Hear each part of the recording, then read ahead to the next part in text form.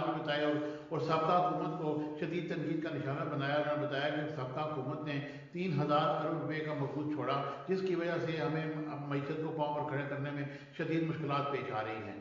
अगर देखा जाए तो इस वक्त भी अवाम शदीद परेशानी में मुब्तला है और महंगाई का एक तूफान है जो थमने का नाम नहीं ले रहा। और हुकूमत ये एक ऐसा काम उन्होंने किया है जो शायद पाकिस्तान की 70 साल तारीख में कभी नहीं हुआ। वो एक साल में तीसरा बजट। अब ये बजट पेश तो हो चुका है लेकिन इसके सही खत खाल सामने नहीं आए।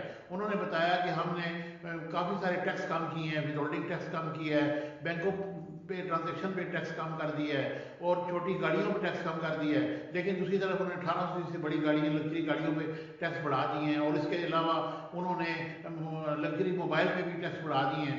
और उन्होंने कहा कि बचत स्कीमों के लिए भी कुछ ना कुछ इंसेंटिव दिया जाएगा, क्योंकि जब किसी भी मुल्क में 10% कभी भी बजट सेविंग नहीं होती, जिसकी वजह से मुल्क शदीद बुहरान में मुब्तला है।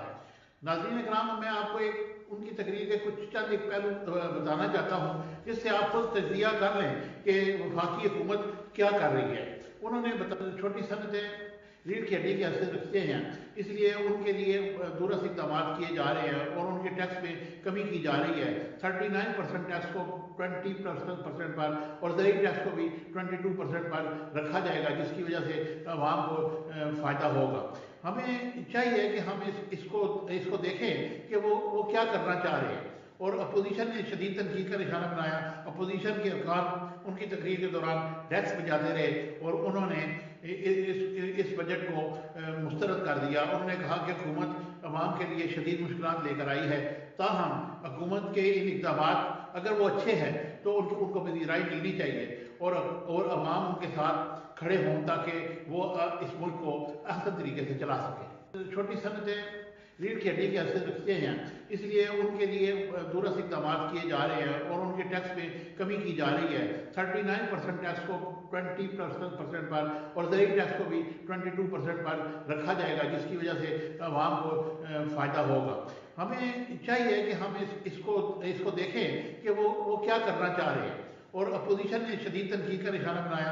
अपोजिशन के अरकान उनकी तकरीर के दौरान डेस्क बजाते रहे और उन्होंने इस बजट को मुस्तरद कर दिया। उन्होंने कहा कि हुकूमत अवाम के लिए शदीद मुश्किलात लेकर आई है, ताहम हुकूमत के इन इक़दामात अगर वो अच्छे हैं तो उनको पजीराई मिलनी चाहिए और अवाम उनके साथ खड़े हों ताकि वो इस मुल्क को अहसन तरीके से चला सके।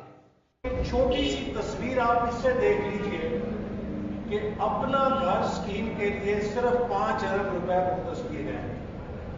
अगर आप एक घर की कीमत 15 या 16 लाख रुपया एस्टिमेट करें तो जहां पूरे साल के अंदर 10 लाख घर बनने थे, अब सिर्फ 3 या 3.25 हजार घर बन पाए। तो ये स्केलिंग डाउन है उन वादों की जो आम आदमी के साथ किए गए हैं। इसके ऊपर बजट और ये जो ज़िमनी budget, mini budget, supplementary budget, इससे मुल्क और मईशत को संभाला नहीं दिया जा सकता। ना ही वज़ीर ख़ज़ाना को कितनी खूबसूरत तकरीर कर रहे हैं, कितना ही फूलपत्तियों का जिक्र कर रहे हैं, कितना ही आप